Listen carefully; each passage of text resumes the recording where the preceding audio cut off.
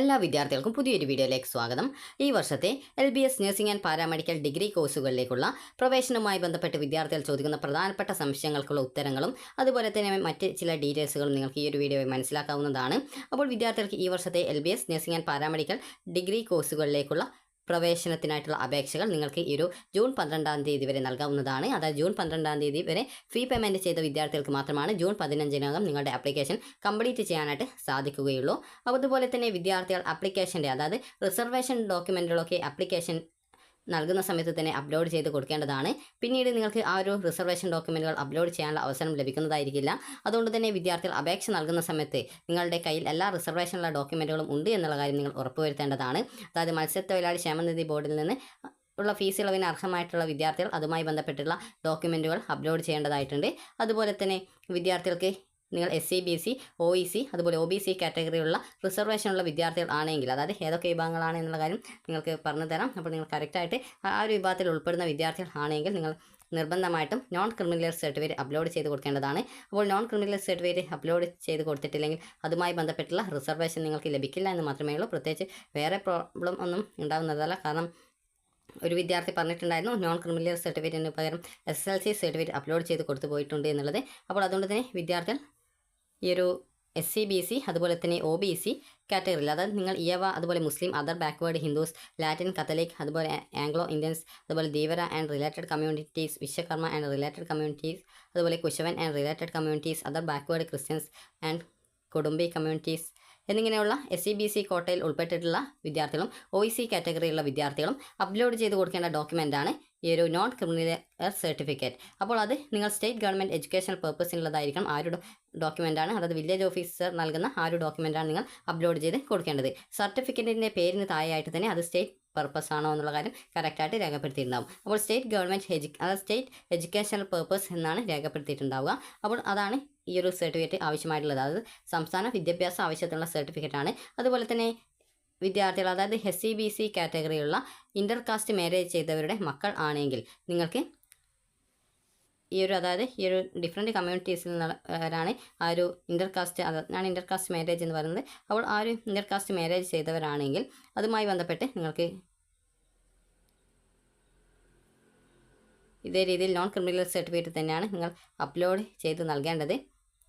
അതുപോലെ തന്നെ SC ST കാറ്റഗറിയിലുള്ള വിദ്യാർത്ഥികൾ ഇൻ്റർകാസ്റ്റ് മാരേജ് ചെയ്തവരുടെ മക്കളാണെങ്കിൽ നിങ്ങൾക്ക് തഹസിൽദാർ നൽകുന്ന ഇൻ്റർകാസ്റ്റ് മാരേജിൻ്റെ സർട്ടിഫിക്കറ്റ് നിങ്ങൾ അപ്ലോഡ് ചെയ്ത് കൊടുക്കേണ്ടതുണ്ട്. അതുപോലെ തന്നെ SC ST കാറ്റഗറിയുള്ളവർക്ക് റിസർവേഷൻ കിട്ടുന്നതിനായിട്ട് നിങ്ങൾ കമ്മ്യൂണിറ്റി സർട്ടിഫിക്കറ്റ് അല്ലെങ്കിൽ കാസ്റ്റ് സർട്ടിഫിക്കറ്റ് അപ്ലോഡ് ചെയ്ത് കൊടുക്കേണ്ടതാണ്.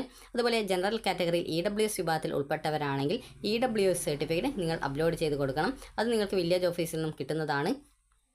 അതുപോലെ തന്നെ വിദ്യാർത്ഥികൾക്ക് മത്സ്യത്തൊഴിലാളി ക്ഷേമനിധി ബോർഡിൽ നിന്നും ഫീസ് ആനുകൂല്യം ലഭിക്കുന്ന വിദ്യാർത്ഥികളുണ്ടെങ്കിൽ അതുമായി ബന്ധപ്പെട്ട ഡോക്യുമെൻറ്റുകൾ അപ്ലോഡ് ചെയ്ത് കൊടുക്കണം. അതുപോലെ തന്നെ PD കാറ്റഗറിയിൽ അതായത് പേഴ്സൺ വിത്ത് ഡിസബിലിറ്റീസ് കാറ്റഗറിയിൽ ഉള്ളവരാണെങ്കിൽ നിങ്ങൾ ആ ഒരു ജില്ലാ മെഡിക്കൽ ബോർഡിൽ നിന്നും ലഭിക്കുന്ന മെഡിക്കൽ സർട്ടിഫിക്കറ്റ് അതായത് 40% അതിൽ മുകളിലോ ആ ഒരു ഡിസബിലിറ്റി ഉണ്ട് എന്ന സംബന്ധിച്ചുള്ള ആ ഒരു മെഡിക്കൽ സർട്ടിഫിക്കറ്റ് അപ്ലോഡ് ചെയ്ത് കൊടുക്കണം.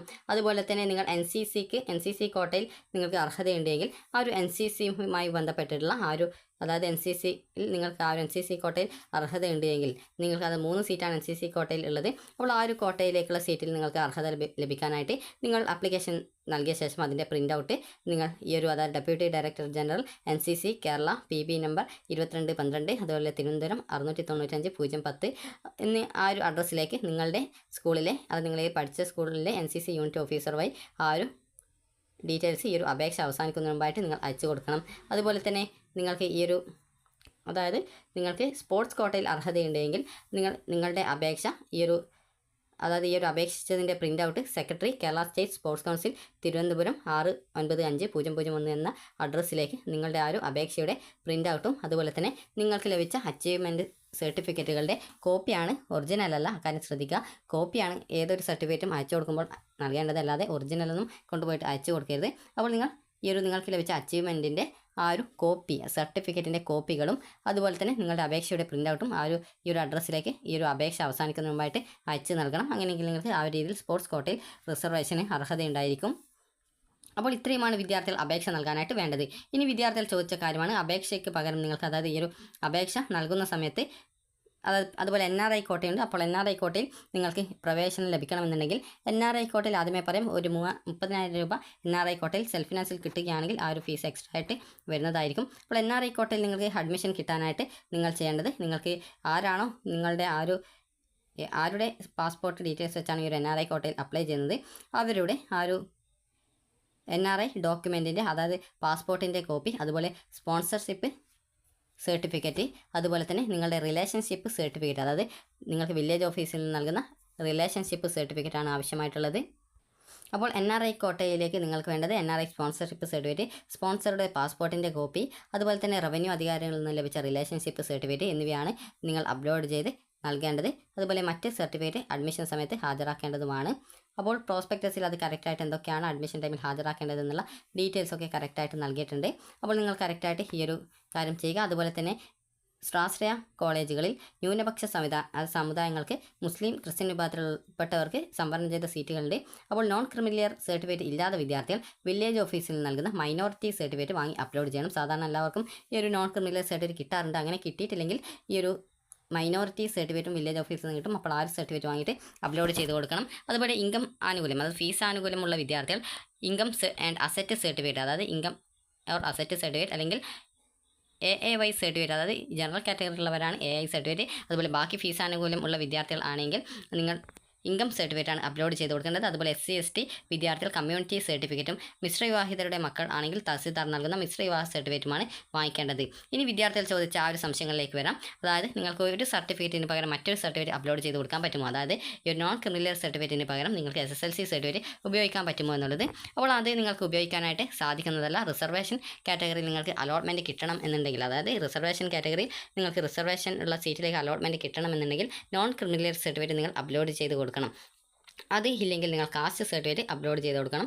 അതുപോലെ തന്നെ അതാണ് ഈ ഒരു അപേക്ഷയിലൂടെ ആ ഒരു നിബന്ധനയിൽ പറഞ്ഞിട്ടുള്ളത്. അതുപോലെ തന്നെ നോൺ ക്രിമിനൽ സർട്ടിഫിക്കറ്റിന് 1 വർഷവും, കമ്മ്യൂണിറ്റി സർട്ടിഫിക്കറ്റ് അല്ലെങ്കിൽ മൈനോറിറ്റി സർട്ടിഫിക്കറ്റ് 3 ഇയറും, അതുപോലെ ഇൻകം അല്ലെങ്കിൽ EWS സർട്ടിഫിക്കറ്റിന് 1 ഇയറുമാണ് വാലിഡിറ്റി ഉള്ളത്. അതുകൊണ്ട് തന്നെ വാലിഡിറ്റി ഉള്ള സർട്ടിഫിക്കറ്റ്സ് ആണ് എന്നുള്ള കാര്യം നിങ്ങൾ പ്രത്യേകം ശ്രദ്ധിക്കുക. അപ്പോൾ വിദ്യാർത്ഥികൾക്ക് അടുത്തതായിട്ട് വേണ്ടത് നാറ്റിവിറ്റി സർട്ടിഫിക്കറ്റ് ആണ്. നാറ്റിവിറ്റി സർട്ടിഫിക്കറ്റിന് പകരം നിങ്ങളുടെ SSLC സർട്ടിഫിക്കറ്റിൽ നിങ്ങളുടെ പ്ലേസ് ഓഫ് ബർത്ത് ഉണ്ട്, അതെങ്കിൽ അത് നിങ്ങൾക്ക് ഉപയോഗിക്കാം. അതുപോലെ തന്നെ ഡേറ്റ് ഓഫ് ബർത്ത് സർട്ടിഫിക്കറ്റ്, അത് ബർത്ത് സർട്ടിഫിക്കറ്റിൽ നിങ്ങളുടെ പ്ലേസ് ഓഫ് ബർത്തും ഡേറ്റ് ഓഫ് ബർത്തും ഉണ്ടാകും. അപ്പോൾ അതിന് പകരമായിട്ട് ആ ഒരു പ്ലേസ് ഓഫ് ബർത്തും അതുപോലെ തന്നെ ഡേറ്റ് ഓഫ് ബർത്തും തെളിയിക്കുന്നതിനായിട്ട് നിങ്ങൾക്ക് നിങ്ങളുടെ ആ ഒരു ബർത്ത് സർട്ടിഫിക്കറ്റ് നിങ്ങൾക്ക് ഉപയോഗപ്പെടുത്താവുന്നതാണ്. അതുപോലെ തന്നെ +2 ജയിച്ചിട്ടുള്ള വിദ്യാർത്ഥികൾക്ക് മാത്രമാണ് ഈ ഒരു അപേക്ഷ നൽകാനായിട്ട് സാധിക്കുക. അതുപോലെ തന്നെ വിദ്യാർത്ഥികൾക്ക് ഈ ഒരു BSc പോലുള്ള കോഴ്സുകളിലേക്കുള്ള അപേക്ഷ നൽകുന്നതിനായിട്ട് നിങ്ങൾക്ക് ഈ ഒരു +2 ജയിച്ചിട്ടുണ്ടായിരിക്കണം, അല്ലെങ്കിൽ ഇക്വലൻ്റ് ആയിട്ടുള്ള ഏതെങ്കിലും ക്വാളിഫിക്കേഷൻ ഉണ്ടായിരിക്കണം. അതായത് നിങ്ങൾക്ക് വൊക്കേഷണൽ ഹയർ സെക്കൻഡറിയിൽ നിങ്ങൾ ഗ്രൂപ്പ് B കോഴ്സാണ് എടുത്തതെങ്കിലും നിങ്ങൾക്ക് ഈ ഒരു അപേക്ഷ സമർപ്പിക്കാനായിട്ട് സാധിക്കും. അതുപോലെ തന്നെ നിങ്ങൾ ഫിസിക്സ്, കെമിസ്ട്രി, ബയോളജിയും അതുപോലെ തന്നെ അതിന് നിങ്ങൾ 50% മാർക്കാണ് നിങ്ങൾ വാങ്ങിക്കേണ്ടത്. അങ്ങനെയെങ്കിൽ നിങ്ങൾക്ക് ഈ ഒരു കോഴ്സിലേക്ക് അപേക്ഷിക്കാൻ സാധിക്കുന്നതാണ്. അതുപോലെ തന്നെ മിനിമം പാസ് മാർക്ക് ഈ ഒരു ഫിസിക്സ്, കെമിസ്ട്രി, ബയോളജി എന്നിവയ്ക്ക് നേടിയിരിക്കണം സെപ്പറേറ്റ് ആയിട്ട് എന്നുള്ളതും ഇതിൽ യോഗ്യതയായിട്ട് പറഞ്ഞിട്ടുണ്ട്.